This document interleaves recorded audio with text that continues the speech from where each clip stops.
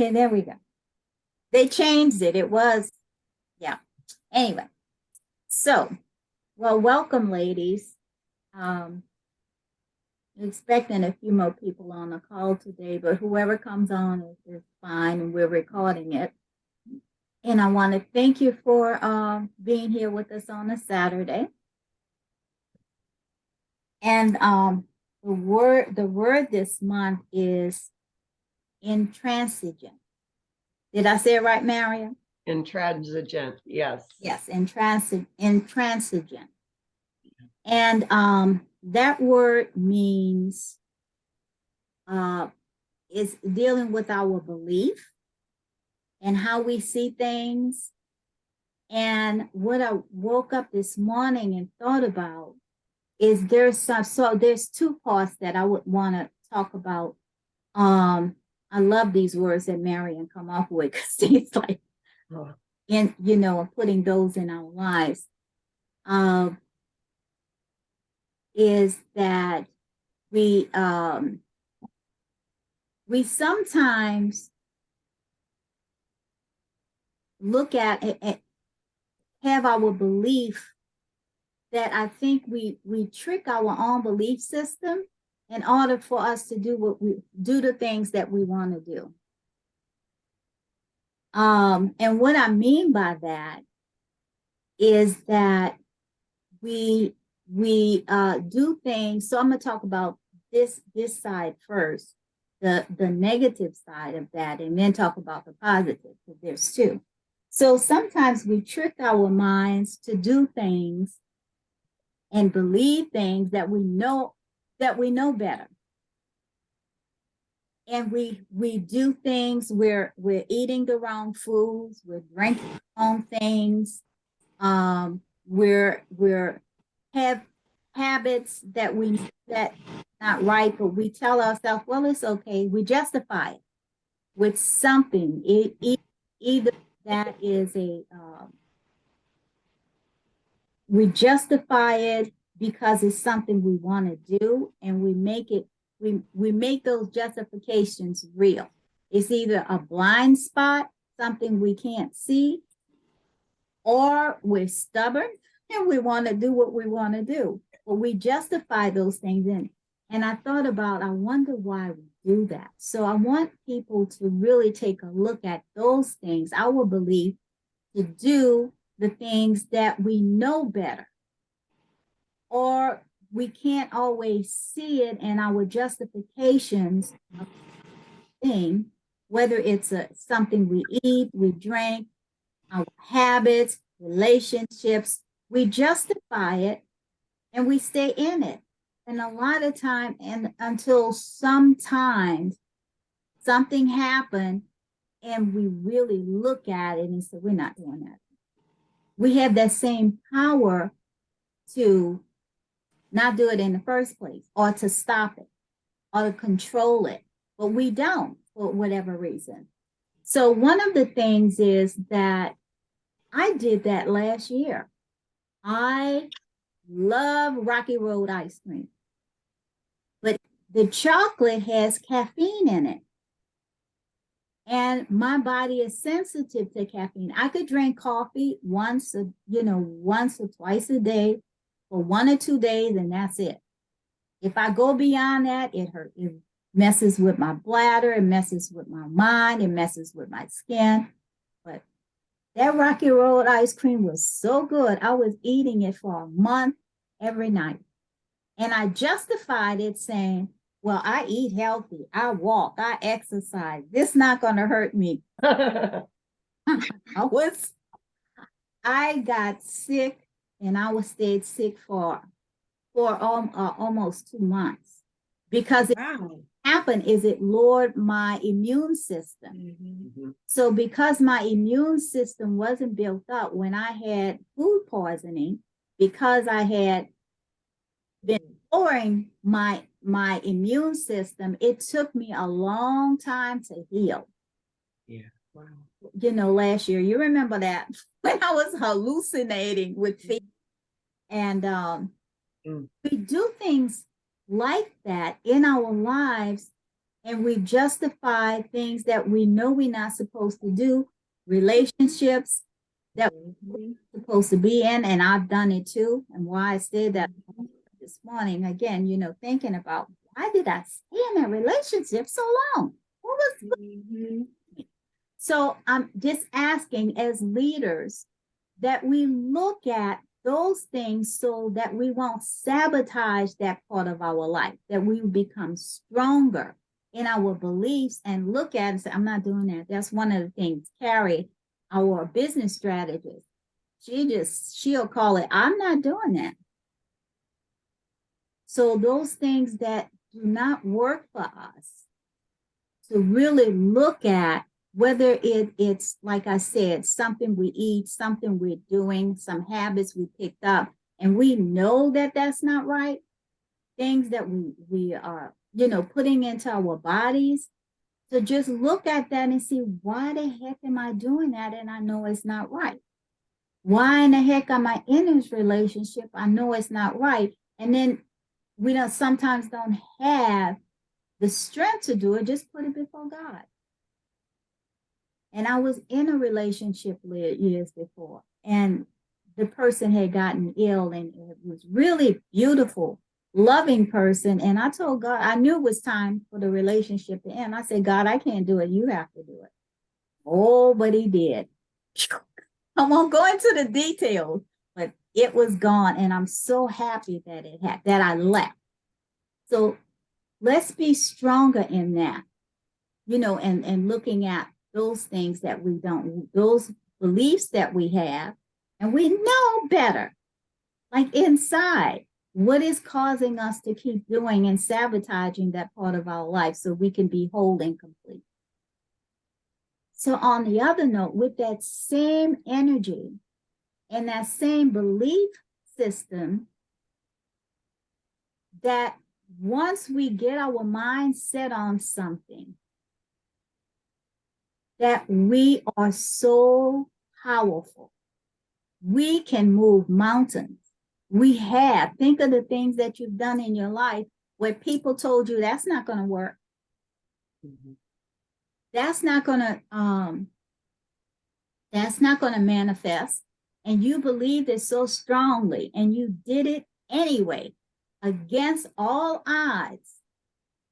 You did it against all odds, and it was even bigger than what you thought. So I wanted to talk about the things that didn't work so we could start working on those things, but look at the things that does work, and where else can we put that kind of energy in our lives to do something even greater. And so we used two of our members on in the newsletter as an example, and one of them is on the call. I'm so happy she is. Dr. Honeycutt is trying to get on the call. She was the other example, but she's in head accident and fell, and she's in a lot of pain. She's trying to mask the pain and get on the call. But so the story with Lorelei is she, and we've shared her story before, and I want to share it in a different way, and also allow her to say some things. But against all odds, Lorelei was a candle maker. That was her company, and she built the company to over $1 million, which was really great. She had employees, but that was the world she knew. She was an entrepreneur. But one day, walking through her neighborhood on her walk and going past the area where the forest was, God spoke to her and told her to build a tourist attraction. So she said, I have to do something. I have to make a difference. My community is suffering. It wasn't something like, oh, I'm going to do this to make some money. No, she was doing that decided to build the tourist attraction to make a difference in the community. And that was so compelling telling that she wanted to make that difference so badly, she didn't even know how to do that. Build this tourist attraction. Okay, I'm going to do that. I'm going to do it. Like the steps, the next step. Okay, I need a team. And then she called people who had love for the community that had never done it either. So she had never done this. Her team were doctors and nurses that had never done this. And then she stepped out on faith and boldly went to the bank and told the bank that they had this idea. They drew up a little plan from what they knew and said, we're going to bring in 20,000 people. The bank said, guys, they were excited, right? So the bank got excited because they were going to contribute to making a difference in the community. She walked in there excited. Look what we're going to do for you. Look how we're going to make a difference. She didn't go and say, I want to start this business because I want to make, another $1 million. I want to make, it wasn't that mindset. It's like the difference that's going to come into the community. And the bank got excited and loaned us, loaned the funds, and they on the ground looking at the drawings that they drew, Lorelei drew up on her, sketch it up and then gave it to an architect. And they're still wondering the next step. And the news media got excited. They running over to her and says, when it's going to be done? She caught up in the excitement. And she said, 5 weeks. Then looking at herself on the news, oh my goodness, why did I say that? But she had to get it done. And God was behind her, so she got it done. In 5 weeks, and they had over 100,000 people to attend. And from that, she didn't do it to be on the news. She do it to make a difference. But from that, she was on the news, on all the major news channels, written in the Hall of Fame. But when we do something from our heart and we believe it and believe it's going to happen and start taking those steps that we know to take, she didn't know all of it, but she knew those steps. And then it started opening up. And that was her intransigent belief, sitting there and just, making that difference. And it was huge. And now she's in, she's written in history within the Hall of Fame because she believed and she loved it. And she was making a difference. It wasn't about her. It was about the difference she was going to make. And so, Lorelei, I want to ask, and we want to make sure we talk to everyone, but what your intransigent belief, your that mindset, thinking back at that time, what made you believe, because you had never done this, that it was going to manifest? Well, I had started out, I was out in the woods making candles, and the tourists found me. And being an ex-teacher, I always wanted things for kids to do that would learn things. And so I put in a little corner where the kids could come and dip candles. And the parents were so excited about having something of quality for their kids to do. And we did so well in that little corner in that pole barn that when the year was over, I thought, why can't I expand on this idea? And we'll do a village out in the woods, and every building will have something different, from pottery to woodworking to stained glass to quilting, etc. And where people could come and watch the artisans and also participate if they wanted to, which was a whole new concept. And so when I called together my friends, we ended up with 11 other women going in with me. We were not country club. We were social activists, but not country club. We were Peace Corps, the Literacy Council, etc. And so these women got real excited too about the idea and doing this. And we just never figured we wouldn't make it. You know, we just had that belief that we were going to do it, and we did it. And that's what being intransigent means. Wow. Awesome. What a really great story. I just love your story. It's very inspiring and it inspired me. So Dr. Honeycutt is not called yet. And hopefully she gets on because she is, like I said, in a lot of pain this morning with the accident she had. However, I wanted to Dr. Scott is with us this morning. And Dr. Scott made the bookmarks. And the bookmarks showcase the Black scientists and inventors. Like, she found out all of these Black scientists and inventors that no one knew about. And her idea was, no one knows it. I need to make this known. So she thought about if people pick up the bookmarks rather than a book.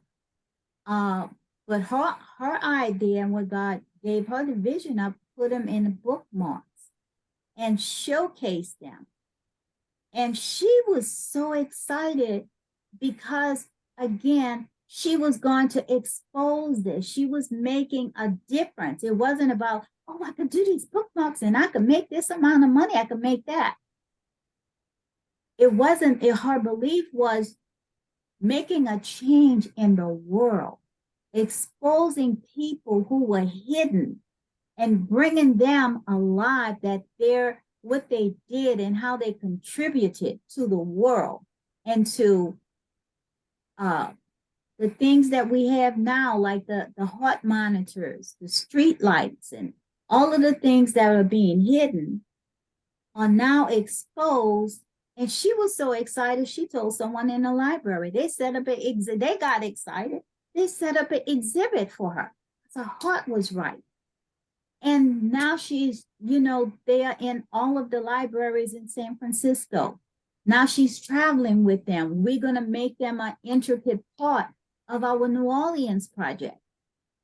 And my vision for her is they're all over the world. We sent some over there to Kenya to test. That Carolyn, we'll get her address and send some. She's on a call today and she's in Kenya. And her mom is well known all through Kenya. She's a diplomat. And when her mom speaks, they listen. Her mom is really tiny. I think she's even smaller than I am. But her mom make a noise. So let's get them all throughout Kenya. And send them over there and make this, because it's your heart and your work, and this is what God gave you to do. And when God is behind you, who could say anything? This is our intransigent belief. This is how we're going to make that work and change the whole world. So, Carolyn, we want to be short because I want to make sure we talk to everybody, and I have some other things to talk about as well. But what put you on fire? What put me on fire? What the fire was burning when you first thought of doing the bookmarks? Good question. I was put on fire back in the 80s, but the fire just continued to ignite with the dark things that were happening around me. And the more it happened, the more movies and documentaries that I saw, and people still not knowing, the more motivated I became to just keep sharing. And as you said, I met the librarian who is like Indiana Jones and his father. If you ever watched any of those movies, Indiana Jones. Yeah, I have. Chief librarian for all of San Francisco. And I only asked him, would you share my bookmarks? And when he began to read the inventors and the innovators, he said, I don't know half of these. And he was embarrassed. So he went to the archives, nothing there, went to the deep archives, nothing there. That's where it all started. And as things continue, I am more motivated, and the Human Rights Commission, the mayor's office, just making a long story short, came aboard. And just this week, I'm still in tears and in shock. I got a call. Someone out there nominated me for the Presidential Lifetime Achievement Award. And I just got a call and they said, you have been selected. So in September the 9th, I go to Atlanta, Georgia to receive, they asked for my bio and a picture, and I don't keep all that stuff, you know. I sent them the one that you all have. And then they sent it back to me and said, you got to clean up the background. And it's like, oh boy. So, but long story short, you never know what God wants to do with what he is inspiring for a change and to bring people together with better understanding and knowledge of one another and to understand the cultural background. So this goes back to 1700. The exhibit really tells the story. And I'm going on with it with Stanford University. The librarian there has been working with me. So that has been the transcendent, what is it? Transcendent. Intransigent. Intransigent. I'll have to say it again. And Yeah. thank you for that word. But I just called it stubbornness. So, because it's not changing your mind. And I've learned through life and through the civil rights movement, when you believe in something, no matter how much it hurts, you stick with that movement when it's God's way. Awesome. Awesome. Amen. Amen. Congratulations. Yes. Yes. Awesome. Dr. Scott, I am going to put you in touch with Mimi. Mimi, I can't think of her last name. I know her last name, but okay, it won't come to me. But Mimi can help you to write. Tell her that I sent you and tell her that you are being awarded and you need to redo your bio. She has a formula to make it pop. Really simple formula. I need to talk to Mimi. Yeah, she knows. I She's do real. too. She has she's been on a call before a couple of years ago, you know, talking to the members. And The I last just name is what? want to know, I just picked up the whole series. We had literally run out. We've run out. Yeah. So I had to go to the library to grab more. Matter of fact, Valerie was with Yes, me. I was with you. Yeah. And the head of the African American programs brought me out some, still just a very small amount, but we'll be getting more. And then I'll be able to share with those that have asked for bookmarks too. Oh, thank you. Because I keep checking my mail looking for them. Oh God, we were out. I mean, there's events all around me and people that are on the list, and you know, my resources depend upon their. Got it. Okay. Can you put them on Amazon and sell them, or on a website? Because I think there would be many groups that would love to get them. That is a good idea, Connie. I had not thought about that. I'll talk to you more about that. Today I'm loaded. I'm going to stay on through this and then try to jump on Ernie's call. Ernie's, for a me little too. Tell him I say hi. I'm not going on, but tell him I say hello. And So, so it's a lot. Go ahead, Valerie. no, I was going to ask Tess, are you able to put your address in the chat? Do you know how to do that? For the For her to bookmarks? mail you the bookmarks. Sure, I can do that. Yeah, I'll put something in the chat to Dr. Scott. We don't, yeah. I have a question. Dr. Scott, do you need help with printing your materials? I am a print broker and can save you money, Hmm. just so you know. The city is doing it, and Okay. if it ever falls on me, I'll call you. Right Okay. now, yeah, the thousands and thousands and thousands, the city is doing it, and it's a very high quality. Yeah, it Wow. is. Well, I It's can, beautiful. Do you have some, not to make you get up, but do you have some on your desk that you could hold up? See. I know I did. I may have moved it.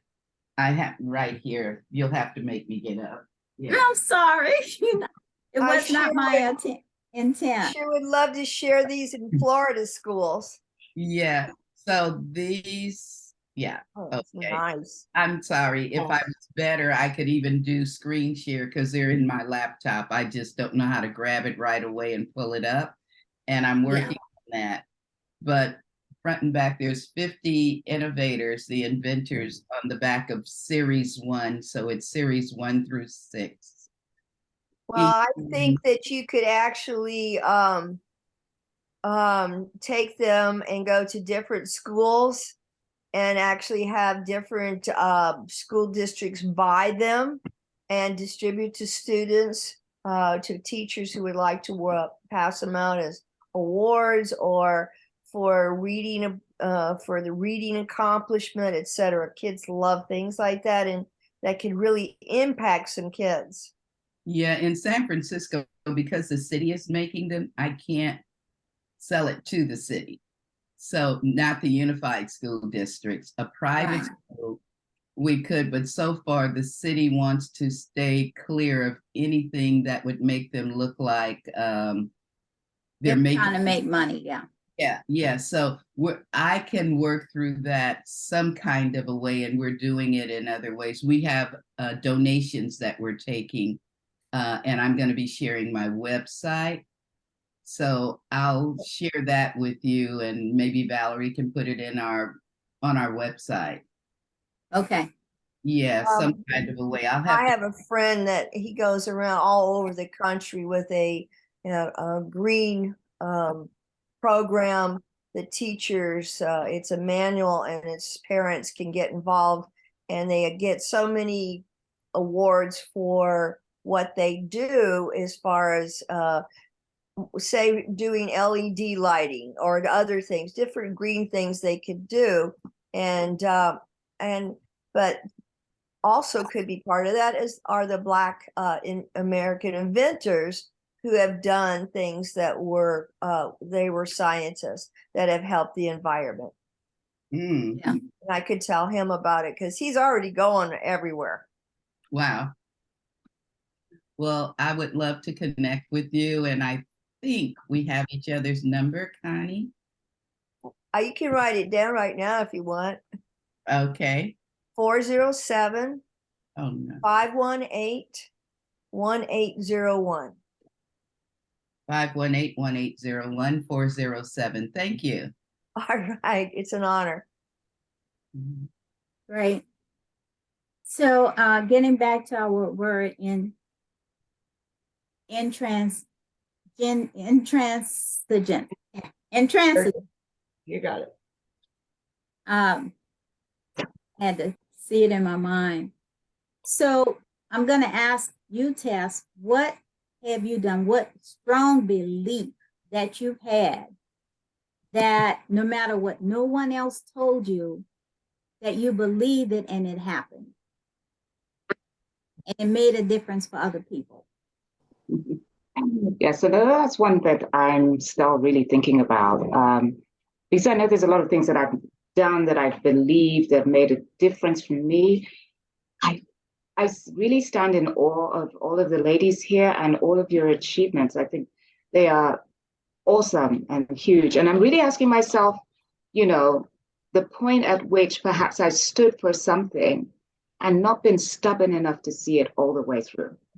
But I do know that stepping away from working in the corporate world was something that I think, well, nobody really believed that it was something that I should do. That people around me felt that I was making a huge mistake.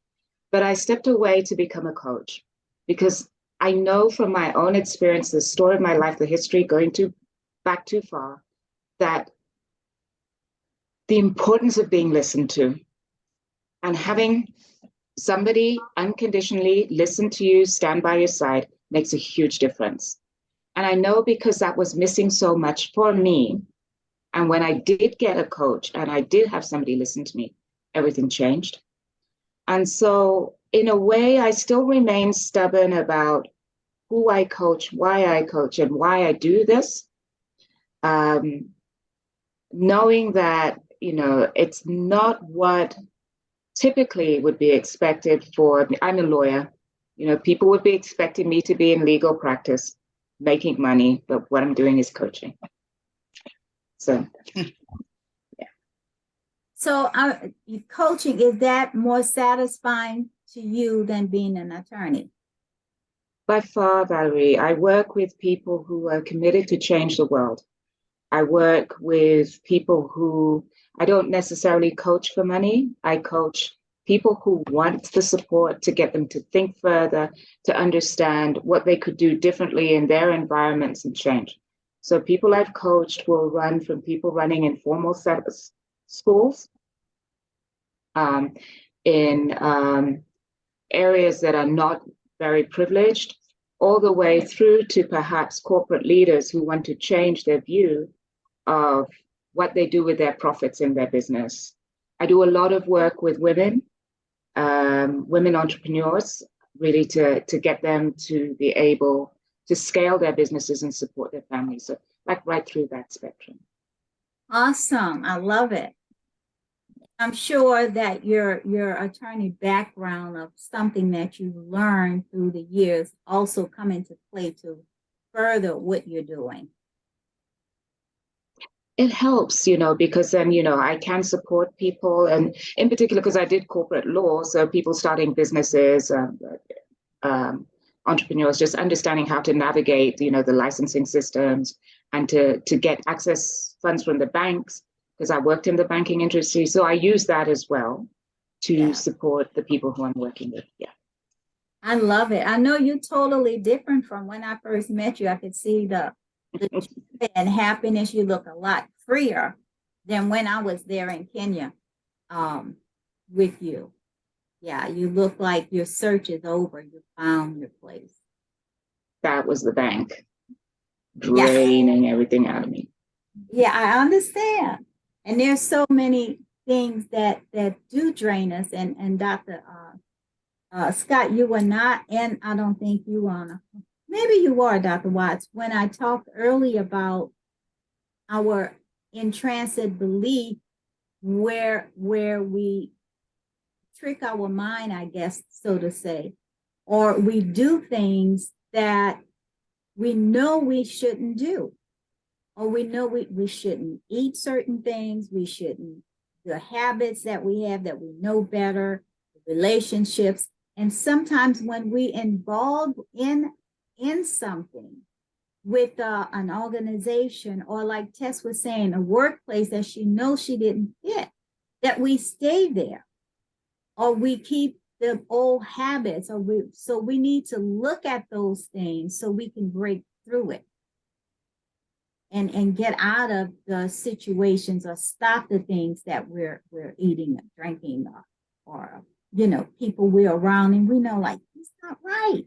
Just give it to God, that we can also be whole and complete. Your skin even look different. Yes. You look like you woke up. Oh, yeah. Oh, yeah. I see such a difference. I'm so proud of you. Thank you for doing that. Thank you.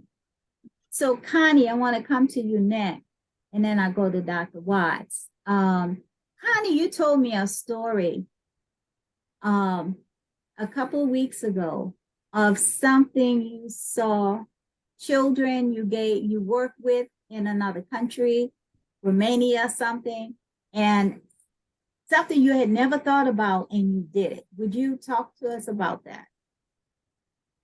Well, I saw on 2020 the overthrow of Ceausescu and what happened to the thousands and thousands of children that were in orphanages because he wanted every woman to have 5 children so he could build a huge army.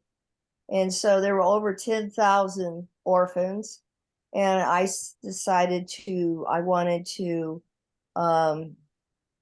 do something. And so I actually was teaching in an inner city school, and I showed the students the video, the TV show, and they said, "Wow, we want to do something too." And so we had a teddy bears for tots thing. Ended up, it was amazing. I mean, it just because so many people saw that, and we had hundreds of teddy bears, but they needed more. So then doctors started calling in, sending in supplies and everything. And then my husband contacted Trans Am, and they donated space for the cargo and free space. And then I even got a pediatric X-ray apron, and that I delivered to the only pediatric X-ray, a pediatric hospital in the country. So it was pretty phenomenal. We did. I realized later that it was very moving. Things that I had never dreamed I would see. I saw. There was the AIDS because they would bring the kids in and they would give them vitamin shots, but it was contaminated needles that they used over and over. So thousands of children died of AIDS. So I saw things like that. Anyway, long story short, I ended up adopting 2 children from Romania. One that was almost 4 and the other one 5.5, but it took a very, very long time. And my husband, he couldn't go with me because he had to work. So I went over alone, but I was determined that I wasn't just going to give up like on my little girl, that because her father was on the birth certificate. They said she couldn't be adopted, but he had fled the country. But it turned out that as I was getting ready to leave, someone said, "Well, come see this little boy. He's never had a family visitor. His father is dead, and he would be perfect for you." And I said, "Well, that's not exactly what my husband said. He wanted someone no older than 2 and a little girl." But anyway, went to see him, and he did not. He was really tiny, the size of a 1-year-old, even though he's 5.5. So he had what is failure to thrive. And now then when he came, the lady that that had his brother, the woman that was adopting his brother was in the same apartment I was in, and she was Canadian. She said, "Well, come see that we're taking the mother back. She's been breastfeeding the baby, and we're taking her back to her village. So would you like to come and get away, because everybody's celebrating because they were successful." And so I said, "Well, I don't want to be a downer, so I guess I'll go." Anyway, when he came around the corner, they had told him his mother was there to see him, and he had never seen a family member. And when he came around the corner, they pointed to me. They said, "Oh, Lordy." So anyway, I said, "Well, I got a flight to catch tomorrow. I have been here since October, and it was December, and I was freezing." And anyway, I said I brought Dr. Mihaila Mickey, and she was a medical doctor. She said, "Well, I'll go with you. I'll give him a little medical checkup, and we'll give him some candy and a teddy bear, and everything will be cool, and then you can go get your flight." And I said, "Well, okay." So I went, and so everybody's in this little tiny room, the director, Mickey, and so I said, they were all talking, etc. And I said, and he's sitting as close to me as he can. And I said, I have such a litmus test for bringing someone into my family. Can he talk? And they said, yes, count to 5. And so I knew enough Romanian by then. And so he counted to 5. And then he mumbled something, and everybody's face changed. And I said, what did he say? What did he say? And they said, repeat. And he said, in Romania, it was, Mama, Mama, why did it take you so long to find me? I said, oh, Lord. Well, I said, I did not. That was a turning point. You know, I was like, oh my, what do I do? This little guys, you know. So anyway, I went to the phone bank. It took 6 hours in the cold phone bank to reach my husband. And he said, I will love him. Bring him home, but just come home. And because he had had the home study and all that stuff with his brother, we got him in days. And I could not believe it. This one Romanian man saw that they didn't even give him his clothes. They said, oh, he'll have plenty of clothes in Florida, in the United States. So I found some clothes, but I couldn't find a jacket or boots. So, and it was snowing. And so I carried him on my back to, anyway, the Romanian man worked all night and made him a beautiful little jacket. And I walked all the way to the American embassy with him on my back because he didn't have shoes. And this old man just picks him up, carries him along to the embassy, and we go in. Anyway, long story short, we were on the last plane out of Bucharest before the airlines shut down because they went on strike.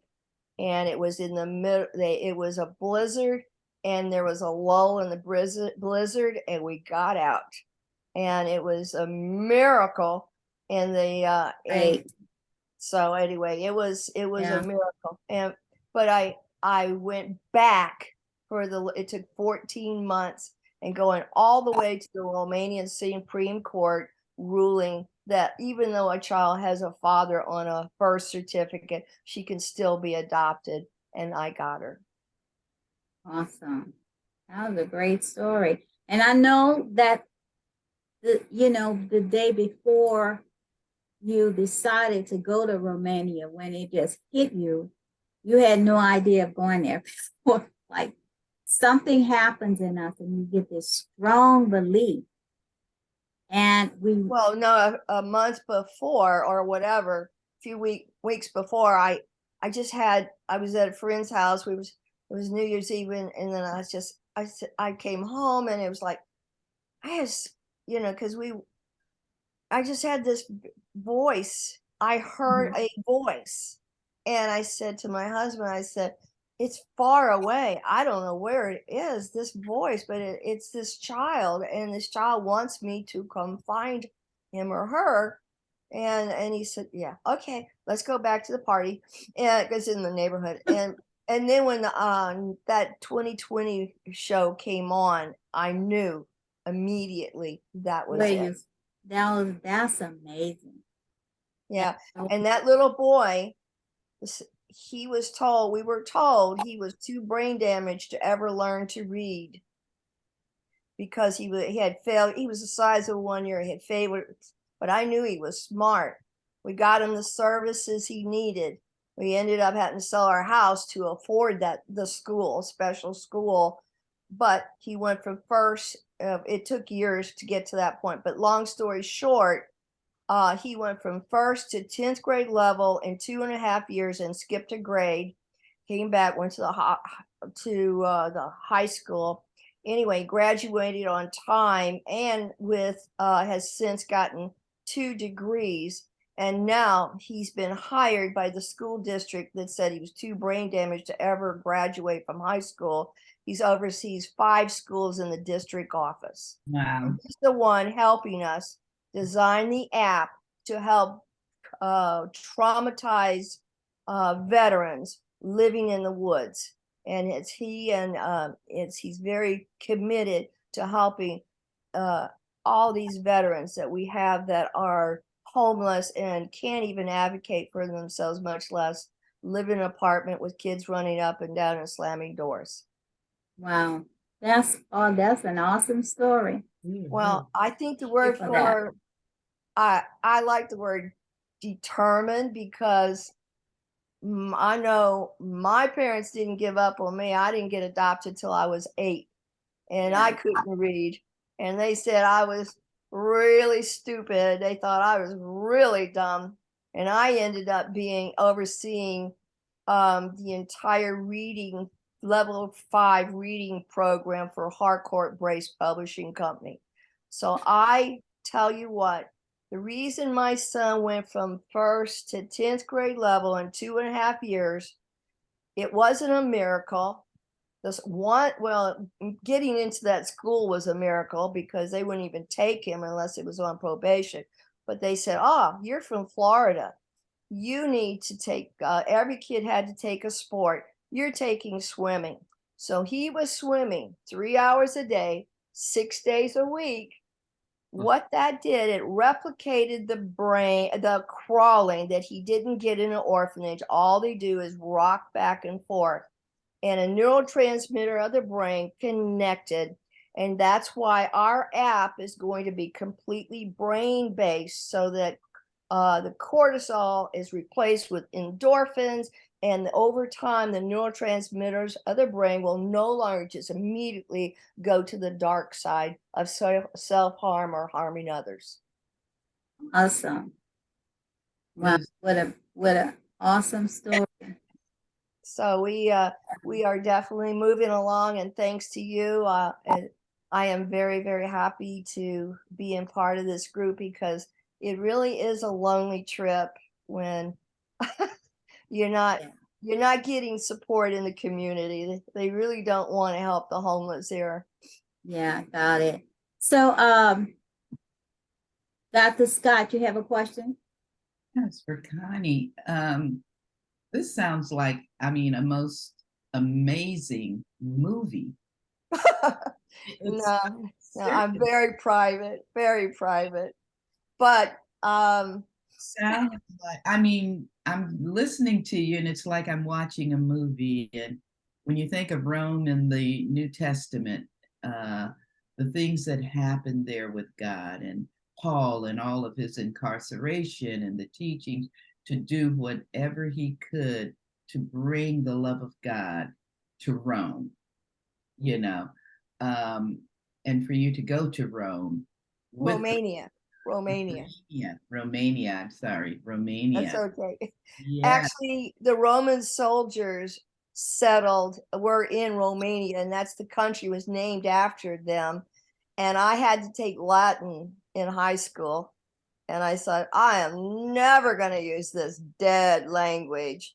Turns out I was able to pick up so much of the language. They thought they were talking, and I was picking up what they were saying.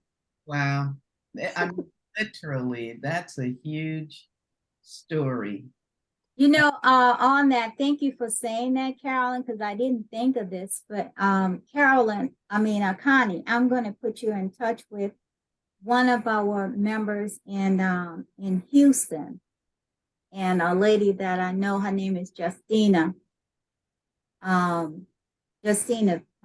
Page. And so we did an event in Houston and encouraging people to look at their next leadership role. What is God calling you to do? And so she has her organization does burn survivors.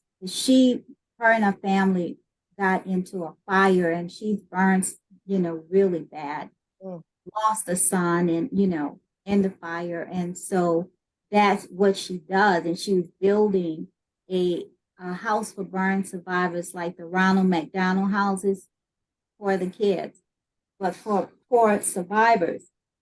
And in that workshop that we conducted, Pam and I led, that we encourage people to get to that next level, whatever that calling was in their lives. And she said, I just feel like I'm supposed to write songs. I've never done that, but I just feel I'm supposed to. You know, that calling, like you say, you felt this little boy was calling you in Romania. You didn't even know. When you got there, the little boy I thought it was a little girl. what took you so long to come get me? Like, that's God letting you know it was him putting that in your heart. But anyway, I told Justina, if you feel like you're supposed to write songs, do it. I said, because God is putting, she said, but I've never done that. I said, don't worry about that. But if you feel that pulling on you to do it, then do it. And so she started writing songs, and she shared that with another lady that was in the workshop. That lady knew a producer and shared the song of a movie he was making for people that went through trauma in the military, for veterans. And he met with her, and he was so intrigued with her and her story, he put her in the movie. The movie is on Amazon. It's what is the name of that movie? Stronger. And Justina Page is in the movie. She's a counselor in the movie. And it's a really good movie, and she plays that part. She looked like she's been acting for all her life. Movie is Stronger. And there's two of them, is Stronger something else, but I think it's just Stronger. If I wasn't trying to build a village, you know, a replicable village for everything. But the thing is that everybody has asked me to write that story. Well, I'm gonna put you in touch with her. And it's not you writing it. They could surround you, and they could have someone write it for you because they work with your schedule. Well, I think that in touch with her. My son is now in a place, I think that you know, I'm very protective of my kids. Both of them have had some, especially my daughter, who's had mental issues because of her. So by the time I got her two years later, it was, but she is now in a really good place. In fact, she wants to build a Green Vistas in Gainesville because she says there's so many homeless there. Well, if you read, anyway, I could write it. In fact, if you ever want me to, I will definitely put you in touch with her. Okay.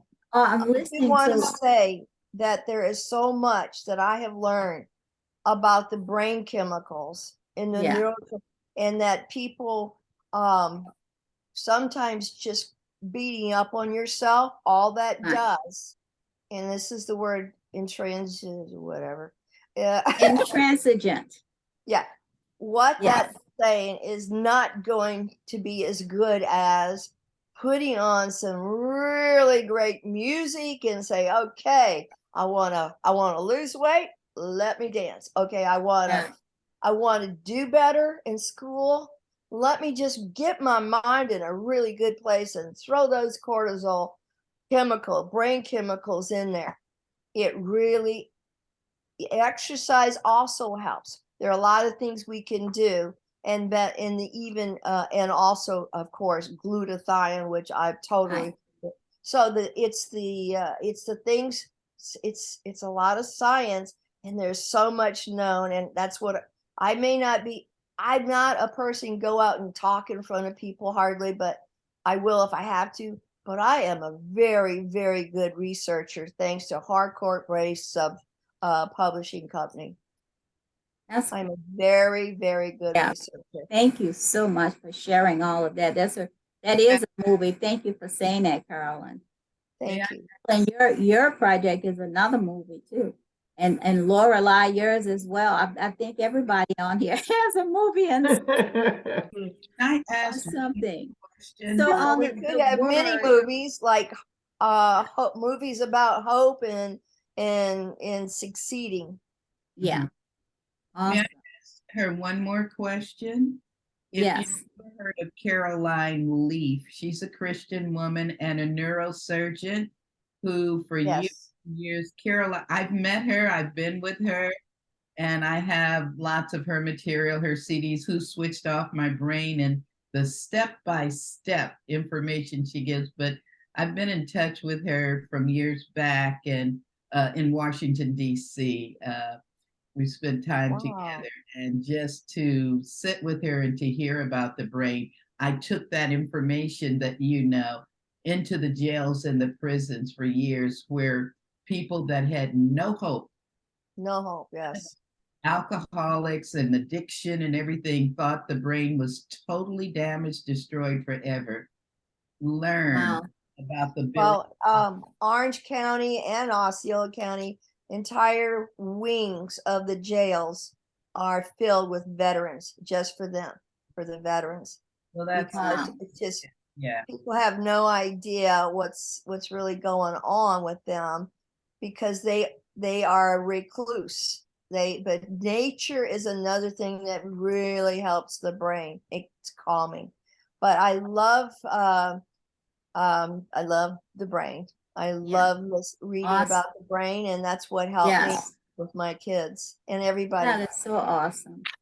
Yeah, well, I think we could use a lot of this. I'd like to talk to both of you, Dr. Scott and Connie, a little more about that, that we could use in New Orleans in our projects as well. So That would be Yes. wonderful. We would love Yes. to help, because that was my first job, well, except for in high school, but was at Marachek Middle School. Yeah. Near Lake Pontchartrain. Awesome. Thank you. So Dr. Watts, Yes, my dear. so I want to ask you, our word is intransigent. And so what did you do in your life that was intransigent? I was saying Okay, I got you. I got you. intransigent. There we go. Okay. Well, I'm just going to say, as I'm sitting here listening to everyone, we have such an awesome group of spirits on this call. And I'm so feeling when I hear everyone talking, and I love when I see Dr. Honeycutt pop up, because she brings a special spirit to the call. But as I'm sitting here listening of all of the different paths that we have taken as women on our journey through life, I started to think about how intransigent relates to my journey. And one thing that I thought relates to the intransigent, I guess, event in my life is that I was elected as the first African-American trustee for my New York State Podiatric Medical Association. And that association, and it's for the whole state of New York, it was started in 1895. They never had a woman on the board, which represents all of the doctors in New York State since 1895. And someone said to me one day, they said, you know what, you getting elected as the first African-American woman, they said, that's a big thing. That's a big deal. And I have to say how intransigent relates to me being elected. I wasn't just elected. I ran 5 times for that seat because I believe that nothing was going to stop me for getting on that board. That board is responsible for setting the laws on how the doctors practice in the state of New York. And when I realized that, they're the ones that's sitting down with the senators up in Albany and talking to them and telling them, how we are allowed to practice it, I need a seat at the table. I need to be on that board. And That's so awesome. I kept getting, every time I ran, they kept saying to me, oh, you have to let Dr. So-and-so, let him run for the seat because he is a 3rd generation doctor. And of course he didn't look like me. And they kept saying, no, you should wait wait. And then one day I said, I'm not waiting anymore. I am going to run. And I got elected. And it was a big deal. So I just, thank you for the word, Marion. You always come up with these awesome words that bring out, why gather together on a Saturday afternoon, because Miss Bocage sends out, an invitation. It's because of conversations like this. I think, but when we get off this call today, we're all going to be thinking about the different stories that we heard today, and they change our lives. It's a beautiful thing. So thank you for gathering us up together today. We're missing Miss Rodeman. Where is she today? Oh, she couldn't be on the call, but she's gonna listen. She hates not being on the call. Yeah, I'm missing her. Yeah, Joanne can't be on. Yes.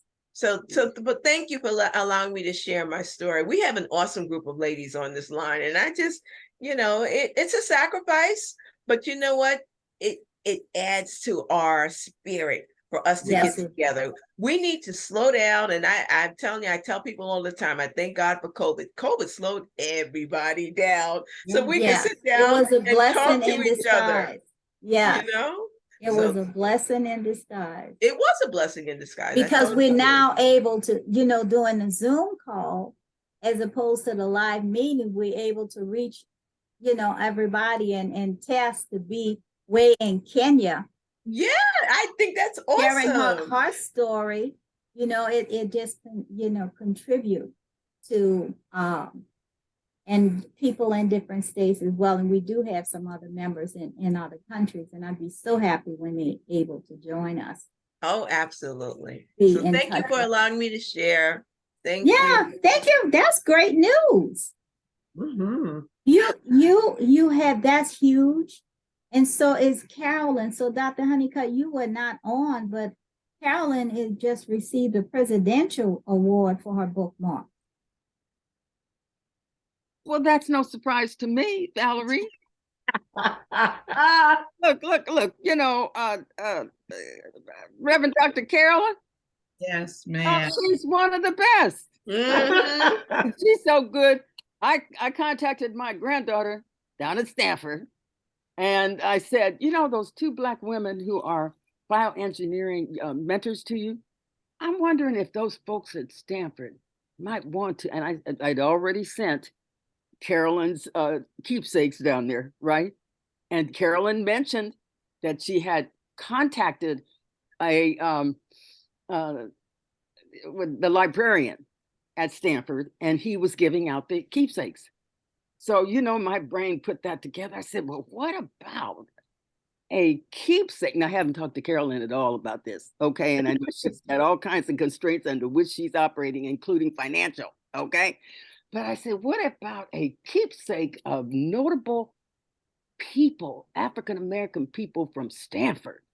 Because, we've done a lot down there, but nobody is, two women, African-Americans, PhDs in bioengineering, mentoring the new breed coming in. I said, that's a good idea. Now, if I can just put this together and then get in Carolyn's face and make a pitch and say, Carolyn, I'll help out in any way I can. But the thing is that that's what Carolyn does. She's opening up new frontiers. And Carolyn, thank you so much for doing that, because you've got the rest of us now thinking about how we can support what you're doing and how we can enhance it. Yes, you need a presidential award. Absolutely. Any kind of, isn't that right, Dr. Watts? Absolutely. That's right. She needs every kind of award they can give her. Okay, because she's out there trailblazing, as are all of you. And Dr. Watts, I want to say this to you, you and that beautiful smile and everything. You see, I liked what you did. See, you refused to take a back seat. You like my girl, Shirley Chisholm. If they don't give you a seat at the table, bring a folding chair. That's what we got to do. That's what we're all doing up here. Marion up here doing this beautiful presentation about the word intransigent. Yes. Just beautiful, touches your heart. Just gifted from God, sharing that with us. That wonderful Joanne that you asked about. Her book on forgiveness, you all need to make sure you read.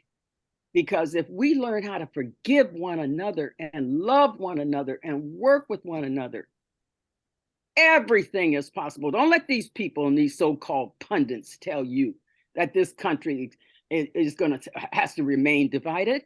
Mm-mm. It doesn't have to remain divided.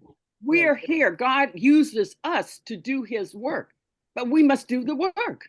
Yep. Right. Okay. And we can't let things, impediments keep us from doing it. And none of you do this. I'm preaching to the choir when I'm talking with you about this. I apologize to you for coming in late. I have, years ago, I tore my hamstring, and I probably retore it when I had a hip accident. And so I had to try to figure out a way to do two things. Number one, to be able to come to this meeting and not look as if I was in pain, even though I am. And the second thing is to really get off this cane so that when my daughter comes to visit me, she won't be concerned. Okay. Right. Number three is I'm going to talk to my doctor and have him go in and do another, where they scan to see MRI. something's up, because I could have it really be torn, Got it. Yeah. And I did the massage routine. I'm trying to tell you the other thing I want you young ladies, because they're all younger than me, to make sure that you do is take care of yourself. Yep. Okay, because we're so busy doing this and doing that, and Taking care of everybody else. But you got it. You got it, Dr. Watts. That's what we do. Yeah. Right. Okay, but Yeah. we got to guilty. take care of ourselves. And sometimes you have to do downtime. Now I'm doing downtime now because I can't do uptime. Okay, because I Right. can't walk the way I need to walk. Okay, now I can do Mhm. crawling. I'm good at crawling now. But I can't do that in front of people because they get concerned, And my whole theory is this. And Connie, it's good to see you. It really is. It's really good to see you. you too. The pain we go through. Remember, keep that pain in context. Okay. When I'm in pain, and I call on him all the time, Jesus, help me. Please help me. Mhm. Okay, but I also remember the price that Jesus paid for us on that cross and that pain that he went through at Calvary for us. So this pain we go through in life, yes, it hurts, but we just have to deal with it, turn it over to God. And before I came on the call, I was up there doing my exercises, remembering the physical therapy I had when I tore this hamstring before. That leg went up in the air straighter than a bullet. I said, I'll do anything to try to keep this pain together. You do what you have to do, but Yeah. God will see you through it. So that's just all I'm saying to you. Forgive me for being late, but I did have to kind of get myself together. But just the time I've been on here has been wonderful. And frankly, just the fact that I can see you Yes. and see how wonderful you are. It makes all the difference in the world to me. You are a blessing to me. Please keep being wonderful. Okay. Amen. Thank you, Valerie. Thank you. Mhm. Have Madeline joined us on the call. Madeline, are you able to unmute? Can you hear me? I Yes. can, yes. Oh, Yes. good, perfect. Yeah, thank you. Yes, I'm Saturdays. I travel from where I live in Roseville to Cupertino, where my daughter has the barn, and we have 6 rescued horses, and we work equine therapy with kids with cerebral palsy and autism, and so I do the 2.5 drive up, and at night 2.5 drive back. So that's why. Unfortunately, I was late, and I apologize, but it's important to be part of this group with such a wonderful group of ladies. I have a very long story, and I'm gonna make it super, super short. First of all, I want to acknowledge what was said about the importance of exercise when there's mental health issues. I've seen it with my oldest daughter, and it has been amazing. And she will tell you. And she really got into working out, going to the gym. She became a trainer, and it changed her life. So exercise really does help when you have mental health issues. My story is my children were kidnapped by my husband, who was a French citizen, when they were ages 5 and 9. I won custody, divorced him because he did have mental health issues, and it was alcoholism as well. And when he had the kids for the weekend visitation, when I went to pick him up, he was gone. They were gone. And I had no idea where they were. It took me 2.5 years to find out they were back in France. But against all odds, he not only took the kids, we'd made a lot of money, owning restaurants, took all the money. But I turned to God, and I was determined that I was going to find my kids and bring them back. And that was all I cared about. That was my focus for 2.5 years. But I entrenched myself with my relationship with God. And I had so many people saying, give it up, Madeline. You know, when they go to another country, you're never going to get them back.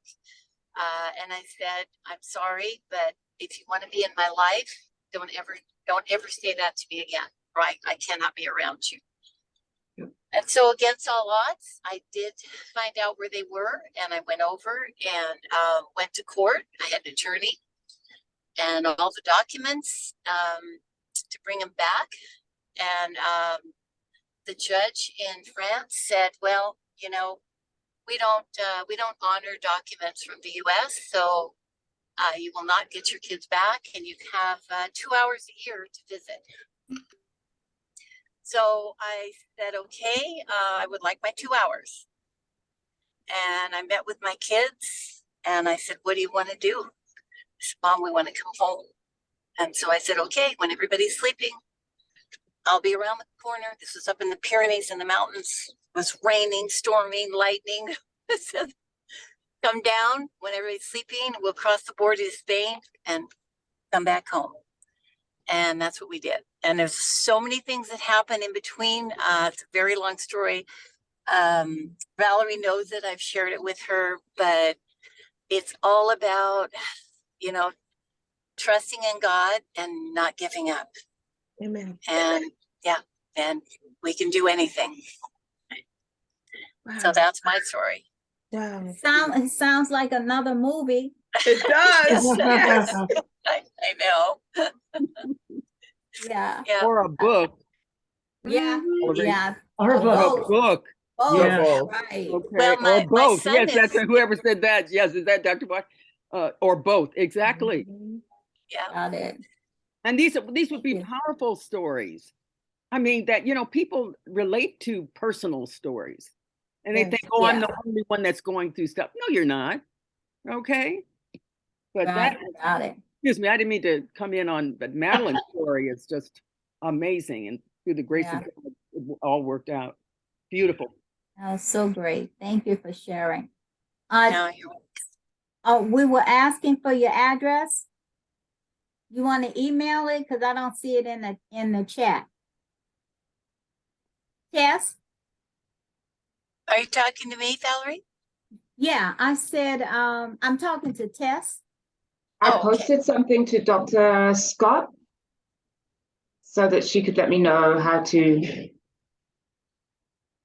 Did you want it for Dr. Scott? To Yes. send the, yes. So I would- put something in the chat for you, Dr. Scott. Okay, Oh, and So you okay, can tell got me, it. you tell me what works best for you. I'll need Valerie to grab it, and Yeah, I then don't see it because I think she sent it directly to you. So then I can't see it. oh, okay. Can you change that to no, it's too late to change it to everyone. Can I? Resend it to everyone. Okay, Sorry, I was asking if you would prefer a postal address or an address for courier delivery, because that would go different. I don't know. We do different. Just give me the very best where she can get it, because you know your country. I know there's always problems. So if you know exactly how it needs to go, I can send it to you. Yes, I do. And I can send it to you, and then you can, you know, make sure it goes where it needs to go. But if you Yeah. would make are you able to do that address again and put it for everyone so Valerie can get it? Sure. Okay. I can put it for everyone. I can put it directly to Valerie. Yeah. So I know you came on while she's doing the address. I know you came on late, Dr. Honeycutt, but Tess is in Kenya, Yes. and her I think we met. she's Yes. an attorney, and Wow. her mother is a diplomat, and her mother is very well known. She's tiny. I think she's smaller than me, but when her mother speaks, I was telling everybody listen. It's like, oh, her mom has a lot of power. Beautiful, beautiful woman. Has Wow. Dr. Honeycutt been in Nairobi? No, I haven't, unfortunately, my dear. No, you haven't. Then I can't remember who I thought I met you, but then I've probably That read was quite a bit Dr. about you. Olivia Herringford. That was Dr. Herringford. Yeah. But I think Yeah. I've read about it. Yeah, thank you. Yeah. Yes. Looking, I know your name from the newsletters and that, so it's become very familiar to me. And I need to get more information about what you're doing in Kenya and what we can do to support you too. Tess. No, I'll check with Valerie on that. Yeah, she told us earlier the horrible story of and they still investigating of the 200 people that were Oh God, the ones that were yeah, but it's still being investigated. She told us some stuff earlier. We don't have time to go into it right now. And I just want to say quickly, I know it's 2 minutes over. I'm just asking for a few more minutes. Just wanted to, for those of you who were not on the call earlier, I shared that God gave me a vision, and you know that sometimes God tell you something and you have to go, what? What are you talking about? What are you say? You know, he talked to us in parables, or he say things and we don't quite get it at the time. But what God told me a few days ago is set the world on fire. Mm-hmm. And what that was is set the world on fire with prayer. And we've already initiated talking to the sheriff office and the councilman in New Orleans is to surround the lower ninth ward with the area that PWIC is working on, with all of the government leaders, the mothers, the fathers, the pastors, to surround it and with candles and holding up their phones in a prayer visual to pray for that community, and then to get those to tell the dignitaries in all of, they call them wards, the different sections of the city, to have those leaders to pray, and then to contact our people in other states and tell them to do the same, and then to contact our people in other countries. So I've already asked Tess to talk to her mom, who when her mom talks, everybody listens, to start the visual there. And all of our we just keep spreading the word, and that is God's power of setting the world on fire. And that's what we're doing, and that's my story, and I'm sticking to it. Please do. And I wanted to quickly share too that I went to the school that we're looking to model after with Dr. Scott. And we're building a school in New Orleans in the lower ninth ward, because that area, the schools were affected by Hurricane Katrina. And then lastly, the politicians took advantage of COVID and made them charter schools that's not working for the students. So we're building our own schools, and we went to the school with Carolyn, that's put together by a team of Harvard, Howard, and Yale graduates. And the school is walked in, and the kids are obedient. You know, they're quiet. You don't do that in schools now. And they are learning physics in junior high school, and chemistry, things that they teach in high school. And they did the statistics, and these kids are excelling above the average school and all of the schools in San Francisco and around the world. And they did not close down during COVID. They stayed open. All other schools were closed. And they work. What I saw is the staff and how they got along. I saw the kids interacting with the teachers and vice versa. And they pray in the schools. So they're going to help us to duplicate that. And thank you so much, Carol. And that was such a treat to my heart that we can work with work with the community in New Orleans to prepare our youth to be future leaders, to be grounded in God's word, to be grounded and know about respecting God, respecting themselves, respecting their family, respecting community, and that they're here for a purpose and to help them with that purpose. So I just wanted to say those two things before we close. And I'm getting the information test to send to Dr. Carolyn Scott. Carolyn, can you see it in the chat? If not, I'm picking. I don't see anything in the chat. No, maybe Maybe she just sent it to me. I don't know. Maybe just for Valerie, and we can get it from you. Yes. We can get it from you. So that's good. Okay, I'm just copying it to myself right now before. Okay. So, ladies, we want to set the world on fire. And you already are. And all the things that you're doing is amazing. And Tess, you coaching people to get their life. And Dr. Honeycutt, Tess has also had landmark training. Oh, did she really? Yes. Oh, that's fantastic.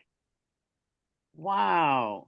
And that's how I met her. I was a course supervisor for about 5 years, an introduction leader for a long time, more than 10. Yeah. Fantastic. That experience is just second to none. Yes, it really is. Thank you for being involved with that, Tess. Wonderful. Bye, Connie. Okay. So with that said, I just want to thank everyone for being on the call. Carolyn, I'll give you is Mimi Williams' number for your bio. I'll send you her contact. And it was a great call. I'll let Joanne know that people asked about her. And have a great rest of your Saturday and rest of your weekend. And I will be in touch. And we'll see you. What's the next date? For the date for the next? Wait for it. Is June 24th. Okay, June 24th. And hopefully you could be back on with the June 24th test. I really love seeing you. Your presence is just, it's really welcoming. Love it. See the tradition and of you being really inspired and happy. And I hope you can come to the conference November 1st, 31st October. Bring your mom and your daughter. I'm sorry I didn't see her. But bring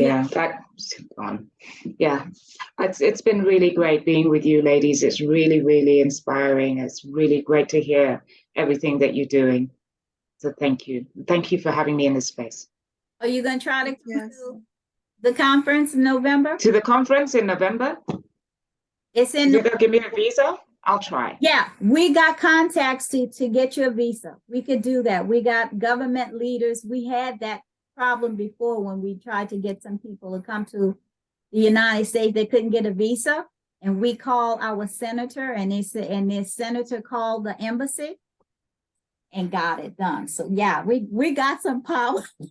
Wow, that's beautiful. The conference is November 1st. Is it one day it's or October 31st is the gala. Okay. And November 1st is the actual conference. So it's 2 days. 2 days. Okay, thank you. Mm-hmm. Yeah, and we will have a band, so we will dance. Yay. Okay. I know how to do some of them Kenyan dances. I worked with them while I was there too. I can't do dances. Oh, what is that? What is that other country where they pop their hips? Oh, Hawaii, no, in Africa. Africa. Um, Nigeria. Where they pop their hips in Africa. Y'all, Papa.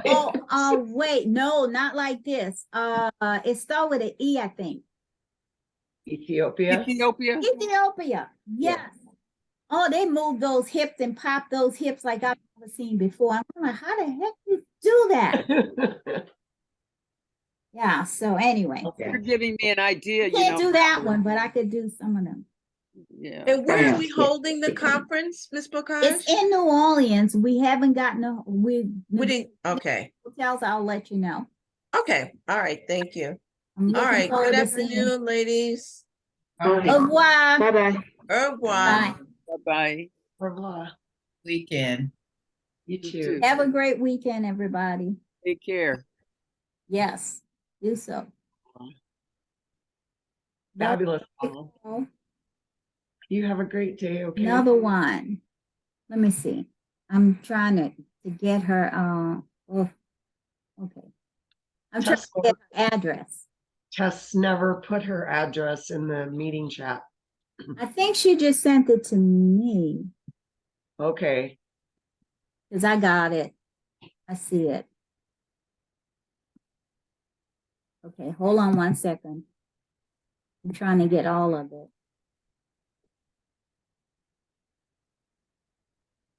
Before I close the chat down, Yeah. I want to see it.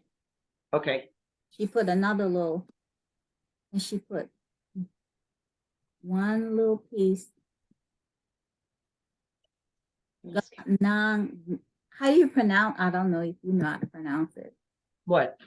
It's Ngong. Oh my gosh.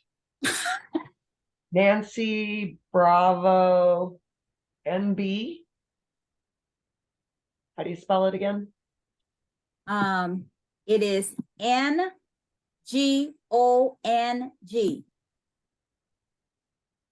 Nagong. Okay. Nagong. That's what I think anyway. Could All always right. we can Google it. I'll but- find out. Yeah. Yeah. That's great. We can get some bookmarks over to Tess and be in another country. Yeah. Yeah. And then get them to some of the other countries we're affiliated with too. Yeah. And Connie and all she's doing. That was all just amazing. Yeah.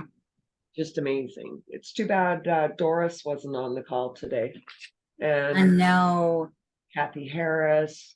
Paula did text me and say she was on the job this morning, so there Yeah. was no way she could have made it. But Okay. yeah, at least she texted. So Yeah. we tried to get as many people as we could. Yeah, we did. Yeah. But it still turned out to be a great call. It was a great share. I think Joanne is going to listen to the tape. I think she'll be inspired. Yeah, that'll be good. That'll be great. All right. Well, you have a great afternoon. Okay. Talk to you soon. Madame. Talk to you soon. Okay, bye. Okay. Bye-bye.